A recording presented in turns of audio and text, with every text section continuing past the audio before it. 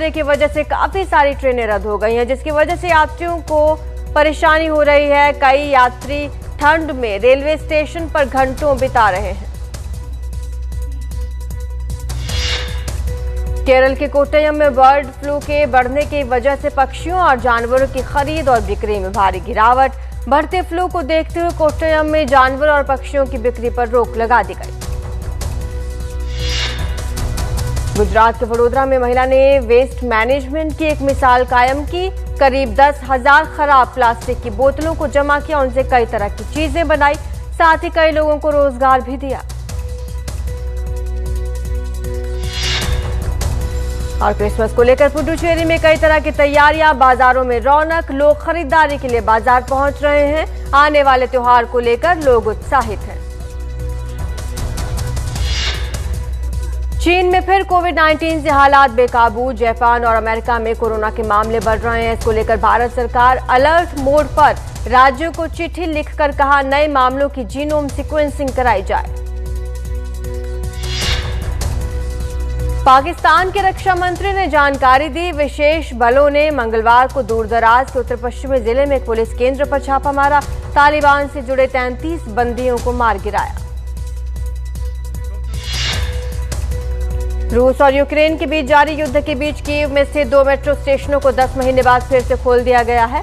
यहां से लोगों की आवाजाही फिर से शुरू हो गई।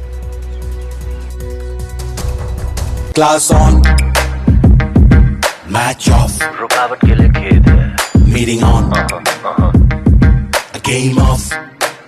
What's going on? Switch to Airtel Extreme Fiber. Super fast speed. हर कोने में, हर पल, पूरी फैमिली के लिए। Everybody's on.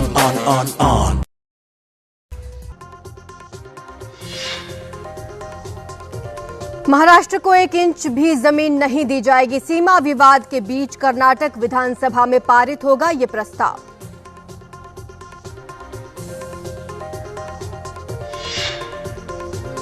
अतिरिक्त मौके की मांग को लेकर प्रदर्शन कर रहे यूपीएससी की तैयारी कर रहे छात्रों को दिल्ली पुलिस ने जबरन हटाया। कोविड की वजह से 2020 में यूपीएससी का पेपर नहीं होने की वजह से उम्र सीमा पार कर चुके हैं छात्र।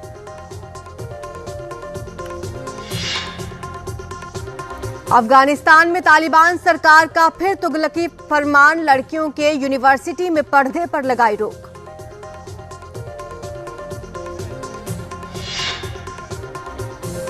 खुद को लेकर चलाए गए पोल हारने के बाद ट्विटर के सीईओ पद से इस्तीफा देंगे इलॉन मस्क। कहा किसी काबिल शख्स के मिलते ही छोड़ दूंगा पद।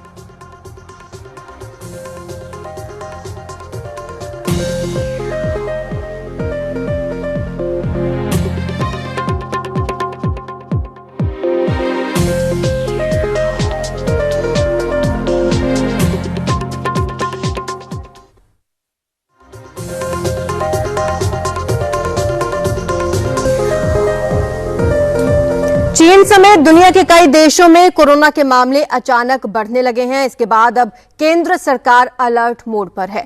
केंद्रीय स्वास्थ्य मंत्री मनसुख मंडाविया ने एक महत्वपूर्ण बैठक बुलाई है। आज 11:30 बजे ये बैठक होगी, जिसमें भारत में कोरोना की स्थिति और उससे निपटने की तैयारियों पर चर्चा की जाएगी। इधर केंद्र सरकार ने सभी राज्यों को चिट्ठी लिखकर नए मामलों की जीनोम सीक्वेंसिंग कराने को कहा है। जीनोम सीक्वेंसिंग से नए वेरिएंट का पता चल सकेगा।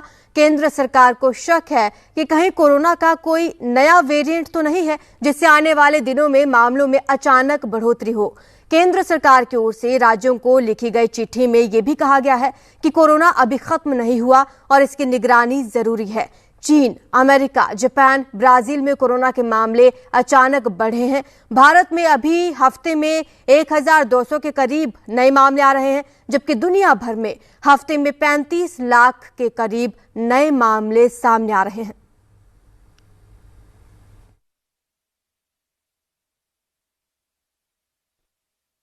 दुनिया के कई देशों में अचानक बढ़े कोरोना के मामलों से केंद्र सरकार चिंतित है। केंद्रीय स्वास्थ्य सचिव ने तमाम राज्यों को चिट्ठी लिखी और कहा कि जितने भी पॉजिटिव मामले रिपोर्ट हो रहे हैं उन तमाम सैंपल्स को जीनोमिक सीक्वेंसिंग के लिए भेजा जाए, ताकि ये पता चल सके कि कहीं कोई ऐसा वेरिएंट सर्कुलेट तो नहीं कर रहा है जिससे आने वाले वक्त में मामले अचानक तेजी से बढ़ सकते हैं।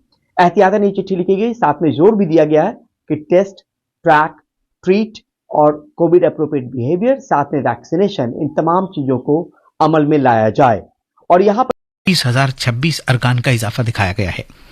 मेहनत और रोजगार की वजारत के मुताबिक इजाफा शुदा कुल 12,94,000 अरकान में से तकरीबन 7,28,000 नए अरकान पहली मरतबा इस तंजीम में शामिल हुए हैं। नए अरकान में 18 से 21 साल के उम्र के लोग सबसे ज्यादा हैं। इन लोगों की तादाद 2,19,000 है। तकरीबन 57.25% का ताल्लुक 18 से 25 साल के जुमरे से है। वजारत ने बताया कि इससे जाहिर होता है कि पहली मरतबा रोजगार हासिल करने वाले लोग बड़े पैमाने पर मुनज्जम शोबे के कारकुनों में शामिल हो रहे हैं। भारतीय मौसमियात महकमे ने शिमाली भारत में हफ्ते के रोज तक गहरे कोहरे और शदीद सर्दी की पेशगोई की है। पंजाब, हिमाचल प्रदेश, हरियाणा, चंडीगढ़, दिल्ली और उत्तर प्रदेश के बेशतर हिस्सों में कल भी गहरे कोहरे और शदीद सर्दी का जोर जारी रहा। भारतीय मौसमियात महकमे के मुताबिक अगले कुछ दिन तक दिल्ली समेत कई रियासतों में गहरे कोहरे की कैफियत बरकरार रहने का इम्कान है, जबकि हिमाचल प्रदेश, पंजाब, हरियाणा और शिमाली राजस्थान में अगले 4 दिन के दौरान सर्दी की शिद्दत बरकरार रहने का इम्कान है। मौसमियात महकमे ने आज पंजाब, हरियाणा, दिल्ली और मगरबी उत्तर प्रदेश में गहरे कोहरे की वजह से बहुत कम दूरी तक साफ दिखाई देने के ताल्लुक से रेड अलर्ट जारी किया है। इन रियासतों के वास्ते कल और परसों के लिए ऑरेंज अलर्ट जारी किया गया है। भारतीय मौसमियात महकमे में सरकर्दा साइंसदान डॉक्टर R.K. जैनामनी ने आकाशवाणी न्यूज से बात करते हुए कहा कि शिमाली भारत में सर्द लहर अगले 2 दिन तक जारी रहेगी। जो वेदर है दिल्ली में तो बहुत इम्प्रूव है, एयरपोर्ट में ऑपरेशन नॉर्मल है। बाकी जो इलाका है जैसे पठानकोट, पंजाब, हरियाणा लेकर के उत्तर प्रदेश, वहाँ तो डेंस फॉग है और फॉग का ओनली थोड़ा इम्प्रूव हुआ है दिल्ली और आसपास इलाका। और तापमान दिल्ली का जो है 5-6 डिग्री 7 डिग्री तक चल रहा है। और बाकी पंजाब में जो है रेड कलर का वार्निंग है, पंजाब, हरियाणा और उत्तर प्रदेश आज एक दिन के लिए। उत्तर प्रदेश में स्टेट ट्रांसपोर्ट कॉरपोरेशन कोहरे से मुतासिरा रूट्स पर रात 8 बजे से सुबह 8 बजे तक बस नहीं चलाएगी। कोहरे की वजह से होने वाले हादसों के तनाजुर में यह फैसला किया गया है। पेश है एक रिपोर्ट। पिछले कुछ दिनों में पूरी रियासत में कई हादसे हुए हैं, जिसके बाद Uttar Pradesh state road transport corporation ने ये फैसला किया है। अपने फैसले में कॉरपोरेशन ने अपने रीजनल और असिस्टेंट रीजनल मैनेजर से कहा है कि वो मौसम की सूरत हाल का जायजा लेने के लिए रात 8 बजे से रात 12 बजे तक बस अड्डों पर मौजूद रहें। साफ न दिखाई देने की सूरत में बसों को बस अड्डे या करीबी पेट्रोल पंप और टोल प्लाजा पर रोक दिया जाए। कोहरा छट जाने की सूरत में ही बसें आगे का सफर तय करेंगी। बसों की ऑनलाइन बुकिंग भी 1 महीने के लिए बंद कर दी गई है। गोरखपुर से आदित्य शुक्ला की रिपोर्ट के साथ मैं माजिद अली। राजीव जैन के ज़ेरे क़यादत कौमी इंसानी हुकूक कमीशन की एक टीम ने बिहार में जहरीली शराब सानेहे की जांच के सिलसिले में कल रियासत के सारण और सिवान जिलों के मुतासिरा इलाकों का दौरा किया। ये टीम बरसरे मौका जानकारी हासिल करने की खातिर अस्पतालों में गई। कमीशन की टीम ने मुतासिरा कुनबों से मुलाकात की। इससे पहले कौमी इंसानी हुकूक कमीशन ने यह कहा था कि बेशतर मुतासिरा अफराद गरीब कुनबों के हैं और वो गालिबन प्राइवेट अस्पतालों में महंगे इलाज मुआवजे का खर्च नहीं उठा सकते। कमीशन ने यह भी कहा था कि रियासती सरकार को चाहिए कि वो मुतासिरा अफराद को जहां तक हो सके बेहतर से बेहतर इलाज की सहूलत फराहम करे। NHRC ने बिहार के चीफ सेक्रेटरी और डायरेक्टर जनरल पुलिस से इस मामले की तफसीली रिपोर्ट तलब की है। बिहार में जहरीली शराब के सानेहे में मरने वालों की तादाद 87 हो गई है। सारण जिले से सबसे ज्यादा 76 अमवात होने की इत्तला मिली है। 25 अफराद की बीनाई भी चली गई है। मरने वालों की तादाद और बढ़ सकती है क्योंकि मुख्तलिफ अस्पतालों में 27 अफराद अब भी जेरे इलाज हैं और इनमें से 10 की हालत तशवीशनाक बताई गई है। यह खबरनामा आकाशवाणी से नश्र किया जा रहा है। SS राजामौली की फिल्म RRR 2022 की सरकर्दा 50 फिल्मों की आलमी फहरिस्त में शामिल की गई है। यह फहरिस्त साइट एंड साउंड मैगजीन ने जारी की है। इस फहरिस्त में शौनक सेन की मशहूर दस्तावेजी फिल्म ऑल दैट ब्रीथ्स भी शामिल है। ऐसा लगता है कि RRR बैनुल-अक़वामी अवार्ड्स के मुकाबले में भी शामिल की जाएगी। इस फिल्म को फहरिस्त में 9वें मकाम पर रखा गया है। राजामौली की यह फिल्म आज़ादी से पहले की कहानी पर मबनी है। 1920 के माहौल में बनाई गई है। ये कहानी 2 हकीकी भारतीय इनकलाबी शख्सियतों अलूरी सीताराम राजू और कोमाराम भीम के गिर्द घूमती है। केरला सरकार ने बफर जोन का नक्शा शाये करने का फैसला किया है।